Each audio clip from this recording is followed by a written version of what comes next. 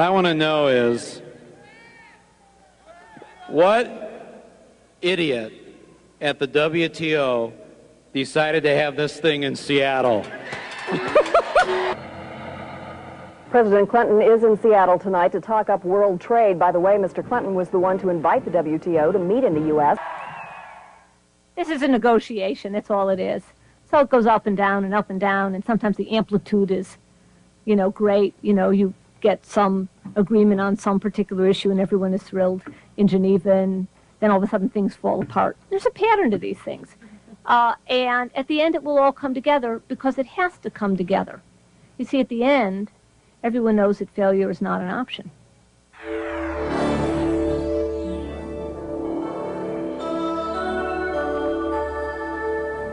We're very proud that we're going to be here in Seattle. We're going to have a remarkably successful conference. This will be a conference the world will be looking at. It is our best chance to provide the conditions for next century's trading regime.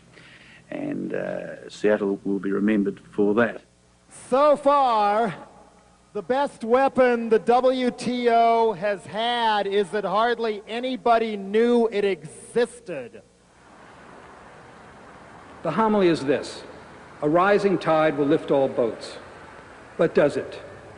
All recent research shows that only a small number of people at the top of the corporate pyramid, CEOs of global corporations and a small number in upper management, experience significant benefits from all the growth, expansion, mergers, and consolidation that goes with this model. Meanwhile, gaps between rich and poor, within countries and between countries, have never been greater than now. Advocates of globalization like to tell us that globalization is an inevitable thing. It's just a natural result of economic and technical forces that have evolved over centuries to the present form. It's like as if there were forces of nature, nothing to be done about, no point in struggling. Just trust them, the politicians, corporations, and bankers. But wait a second.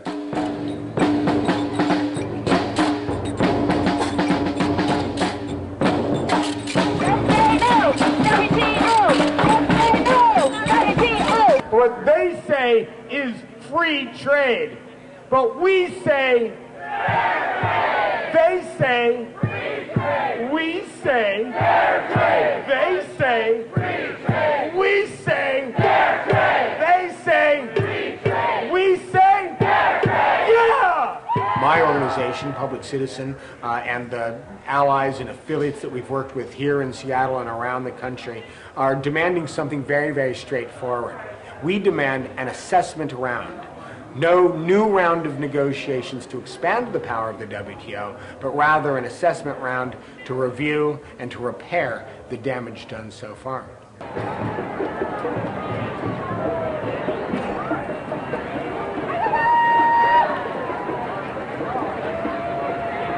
We're all here because we all know in our hearts that the WTO is the wrong trade organization.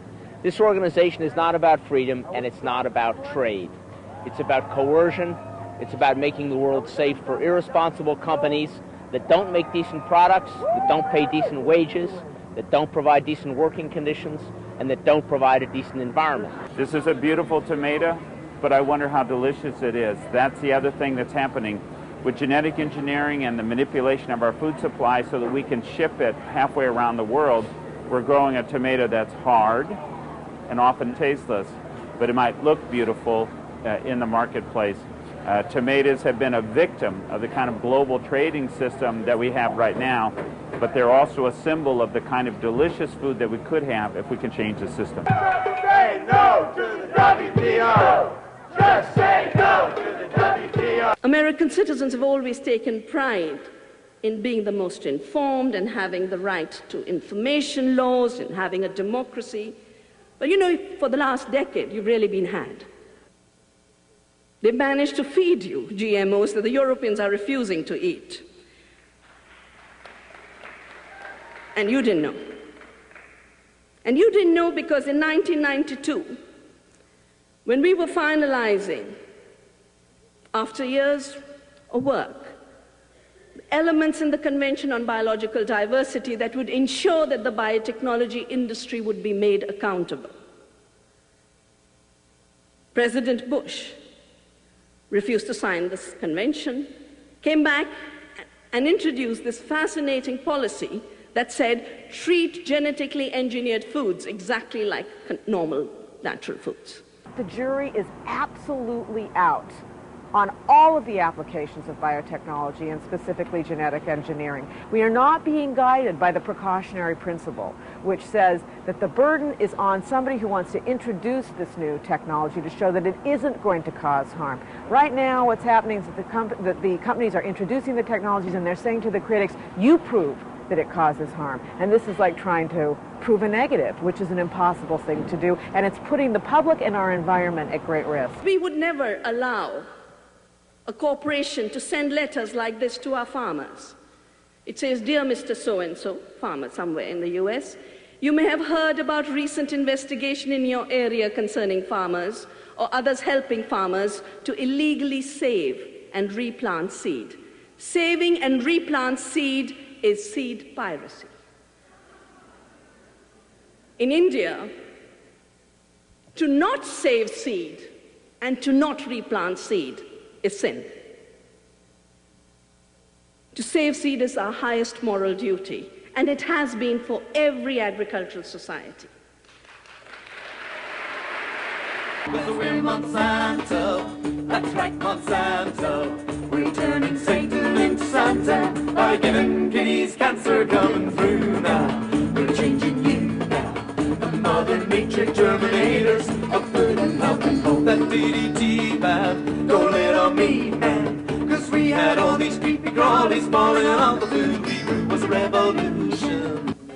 While corporate profits are higher than they've ever been, and CEO salaries are often in the tens of millions or hundreds of millions, and in one case 500 million, real wages of ordinary workers are falling, good jobs are being replaced by part-time and temporary work in the service sectors. You may have seen the cartoon with two men talking. One remarks that Clinton is celebrating that there are more jobs now in the U.S. than ever before. And the other answers, I know, I have 3 of them. This is not a left-right issue. This is the top against the bottom, and that affects the majority of the people on the planet. We're gonna roll the union on. We're gonna roll the union on. All kinds of people here, all saying, you know, that this increased corporatization and consumerization of human beings has to stop. Brothers and sisters, I want you to understand that this protest, this demonstration, is not a demonstration of United States and of Europe and Australia and Japan. It is a demonstration of all working class people all over the world. They have said to us in countries like mine, Barbados, if you want jobs, you have to forget trade union rights. We have said, to hell with you. The day began peacefully enough as 2 large groups marched from opposite sides of town to the scheduled opening of the WTO conference. Well, a lot of those delegates aren't getting into the convention center. I'll show you why. These groups have locked themselves in to concrete pipes. As you can see, this is a concrete right here. Their arms are actually fastened into these concrete containers. Failure to leave the area will subject you to arrest for Things started to turn violent. There was a lot of pushing and shoving. The protesters were getting shoved to the ground by riot police. And then everyone started chanting, as you might be able to hear them outside right now, no violence. I keep on living with the fullness of the one, like the heat of the sun or the skin on the drum. But now I'm fully marinated, and now I'm ready for the fire. So you can fire one, fire two. See, I've been fully marinated, and now I'm ready for the fire. You have asked you, there's another Michael Moore in town, and you're probably well aware of that. I'm pretty ticked off at this guy, you know, taking my name, doing all this evil in my name. You know what I'm saying? Now I know, you know, somebody who's named John Wayne Gacy, how do they feel, you know? Like stuck with somebody else's name. Not that I'm saying, of course, the other Mike Moore is a serial killer or anything. Most of the real discussions in the last few weeks have gone on in a small group of countries that were selected by the Director General. This was not mandated by the General Council. Nobody knows how the small group was chosen or who they are or what they are talking about. And yet these were the people who were doing all the negotiations while the majority of the ambassadors were not invited. And they were very angry. They even wrote a letter, 11 of them wrote a letter to the Director General protesting that you say that you need to negotiate in a small group because of efficiency. And they said efficiency is no excuse for exclusion and for the lack of democracy. The WTO decided to allow dirty Venezuelan gasoline into the United States and weaken our clean air standards. There wasn't an epidemiologist in the room. When the WTO decided that the United States should have to change its rules on tuna safe dolphin, there wasn't a biologist in the room. And when the WTO makes its decision about whether Europe has to accept genetically engineered Frankenstein food grown by big American seed companies, there won't be a toxicologist in the room. These people aren't qualified to do what they're doing, and nobody elected them to do it. And it's astonishing that as we enter the next century, we are dealing with an institution like this.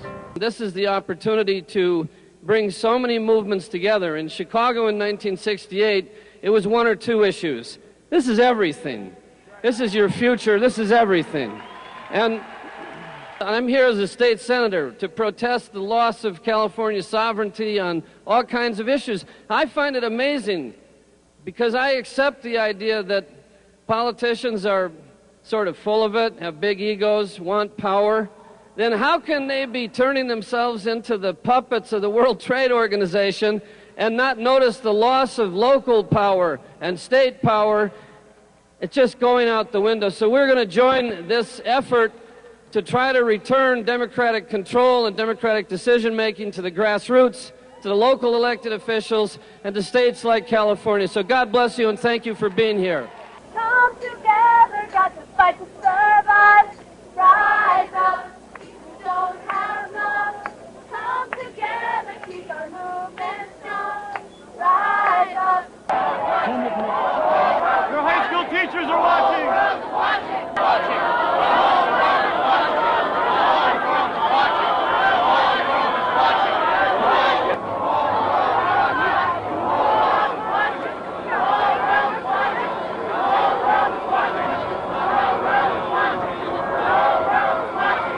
When these meetings happen in other countries that don't have the same commitment to democracy, as a world leader, we can no longer say you must engage in a democratic process because the leaders of those countries are going to say, how can you say that? You shut down a democratic process when it was happening in your very own country. You've heard the Victor Minotti story, I'm sure, by now, right? Oh, come on.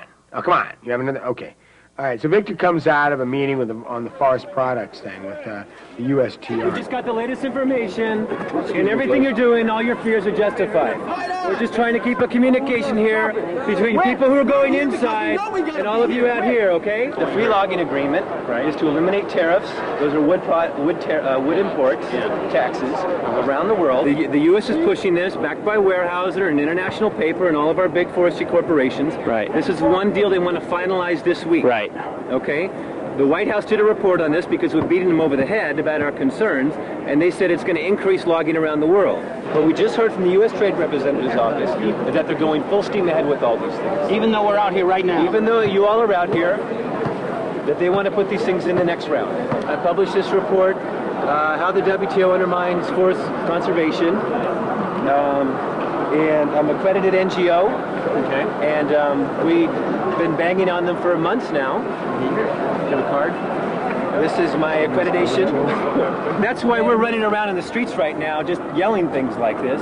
The news cameras are more interested in covering, you know, the chaos rather than the substance of what's going on inside. He's talking, and I guess when, you know, the crowd got big to hear what Victor was saying, suddenly a phalanx of 8, you know, these Star Wars goon type cops, when the riot gear came, charging in. Everybody goes flying every which way. Victor, I was just talking to, he started to like run a little bit, you know, trying to get out of the way of whatever it was, until he realized they were coming after him. So apparently what they're doing all day long, sometimes correctly and probably most often incorrectly, was trying to identify who they felt would be the ring leaders, who was leading the stuff.